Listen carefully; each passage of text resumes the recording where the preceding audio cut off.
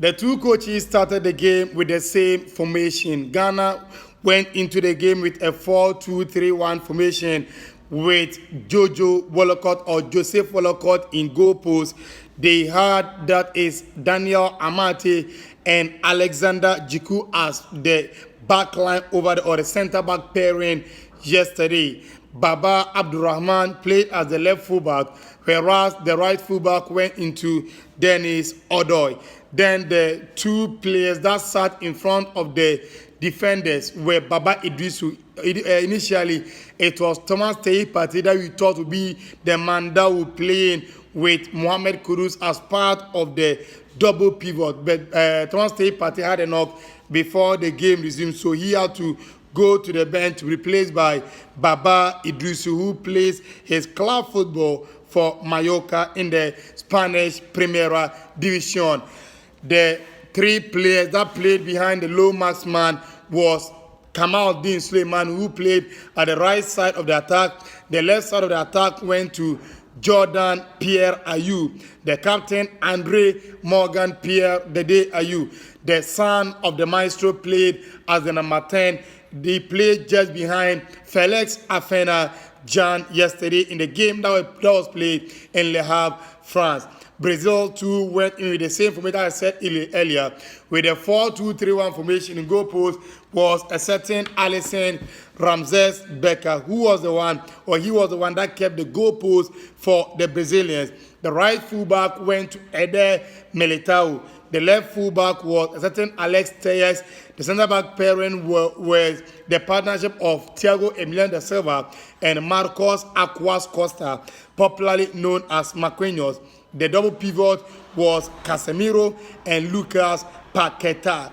The three players that played just behind the low marksman was a certain Vinicius Pejao de Oliveira.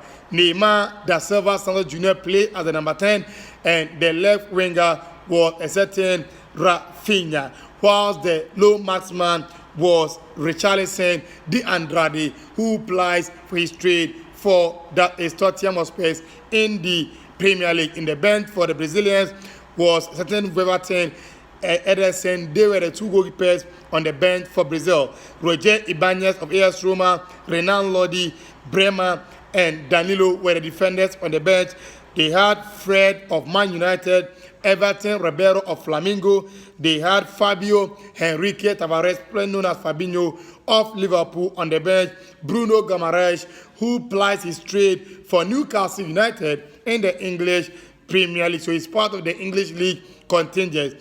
Anthony Santos, who also plies his football for Manchester United. Mateus Cunha of Atletico de Madrid, Roberto Firmino, Pedro and Rodrigo de Goiás were the players on the bench for the Samba Boys or the Seleção of Brazil. On the bench for the Ghanaians, they had Abdulmanaf Nuruddin and Richard Ofori as the two substitute goalkeepers.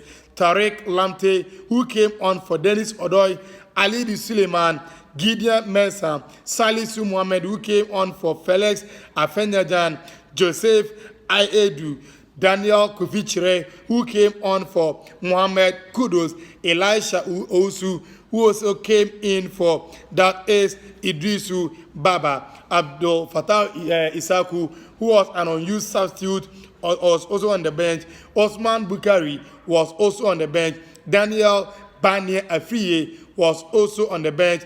Antoine Semenyo came on for that is Andre Ayew, the captain. Iñaki Williams replaced Kamaldeen Suleiman. So this was with the lineup that started the game yesterday for the Black Stars against the Samba Boys of Brazil. The game started with the Brazilians dictating the tempo of the game. It didn't take them long before they created their first opening when Lucas Paqueta found Richarlison, who was left unmarked, but he could only sky his ball off the crossbar. From there onward, the Brazilians started creating chance upon chances.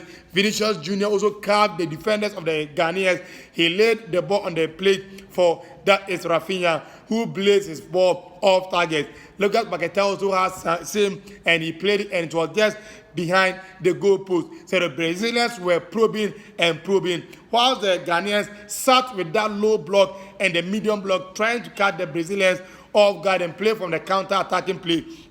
But the Brazilian had the antidote because of the pivot that they were playing in Paquetá and Casemiro. They did very well to make sure that they augment each other's effort.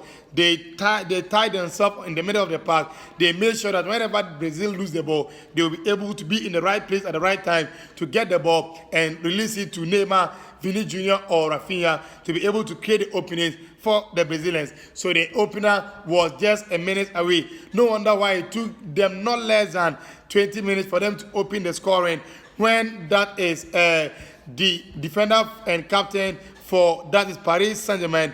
Marquinhos headed them into the lead as early as the 9th minute when he headed into the net from the corner kick of Rafinha. Richarlison got a second goal also from a set piece or Neymar's assist, and he was able to put the ball at the back of the net. The set piece too was Neymar, who played in the set piece, and Richarlison Andrade headed the ball into the back of the net. So in the first half, it was all Brazil who made sure that the Ghanaians couldn't see the face of their goalkeeper, that's Alisson Ramses Becker. So Ghana, for me, I think where Ghana lost the game in the first half was with the kind of personnel that they fielded on the field of play. Because I've said it on numerous platforms that the Brazil against Ghana is a game that Ghana wouldn't be getting a lot of the ball. So one thing that Ghana should do is make sure that whenever they are in possession of the ball, they should be quick in the transition. So if you have to be quick in the transition, you need your wingers to have that pace to be able to run into the channels whenever you play the ball into it. But Ghana went in with Jordan Pierre-Ayew, whose main arsenal or asset is not about his pace. He is very good holding onto the ball. He's a very good dribbler, but pace has not been his main attribute.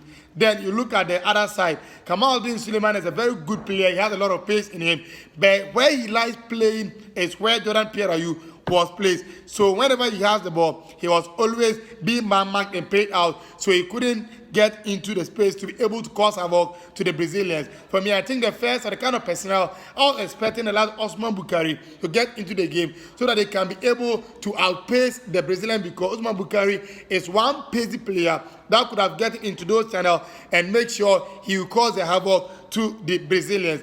But the coach didn't go into those formations. So that was in the first half. And for me, I think even the system that Ghana played, the 4-2-3-1, suited the style of football that the Brazilian wanted. So Ghana couldn't get out of their heart. They were always at home because the Brazilians were the one probing.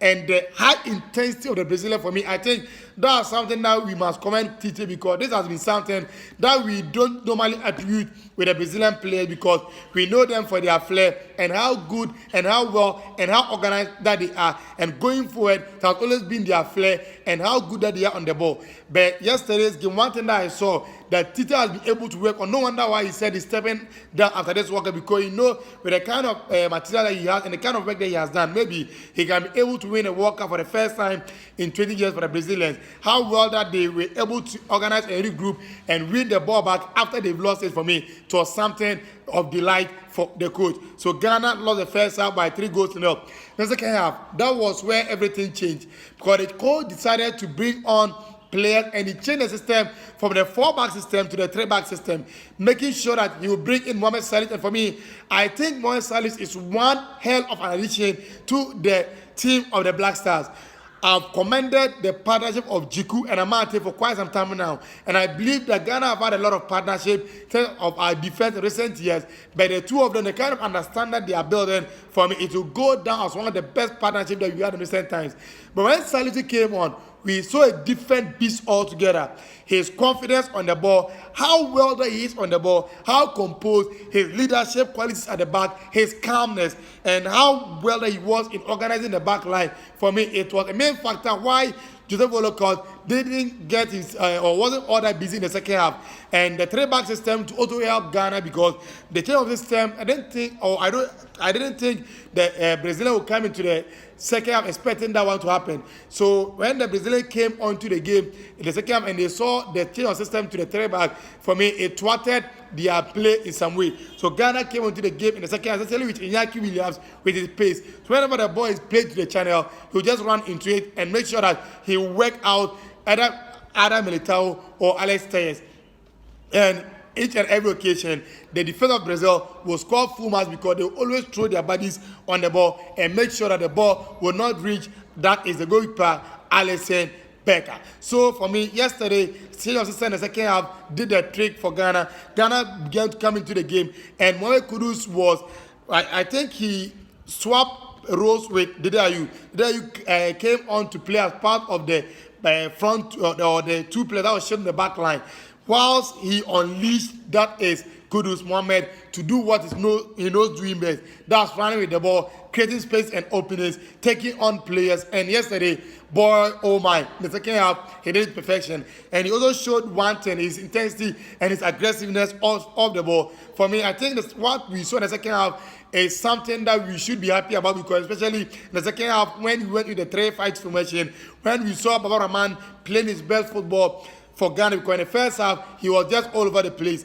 But in the second half, when Ghana changed the system, we saw a different Baba Rahman. Dennis Odoi too didn't fare badly. But as I was saying in the commentary position, was that because he is a very conservative defender, going forward wasn't something that he added into the game. For me, I think in the second half, the change of system, and if I was to add going forward, I will use the 3-back system, especially with Mohamed Salisu, who has been playing in that system for, that is Southampton in the Premier League. Although this season, he and Bella Ketchup are the one playing as the back line for the Saints. But for me, I think his inclusion will go along with Ghana. And with Tariq Lamptey, another flying wing back for Ghana, who can surge and maraud down that flanks.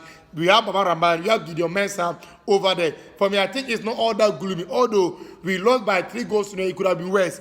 But what we saw yesterday and the kind of tactical work that the coach did, I've been saying this, that as a coach, when the going gets tough, you are the one that's supposed to make sure you man up, make the right substitutions, and make sure that you get the ball back in your favor. And yesterday, that's what you saw from the play of the Ghanaians, especially in the second half. So for that one, I will catch the coach some slack over there. Kudos to the Brazilians. They did very, and they showed the reason why they are the current #1 team in the world. It will take some beating in the World Cup for somebody to beat them, or for some team to defeat the Summer Boys of Brazil. For Ghana, I think it's a work in progress. But yesterday's game was an eye-opener. That for me, I think the coach will learn a lot of things from it. For me, here is where time will permit us. Thank you for joining us. Adios, amigos. Lorient Disapprofenta. Merci beaucoup.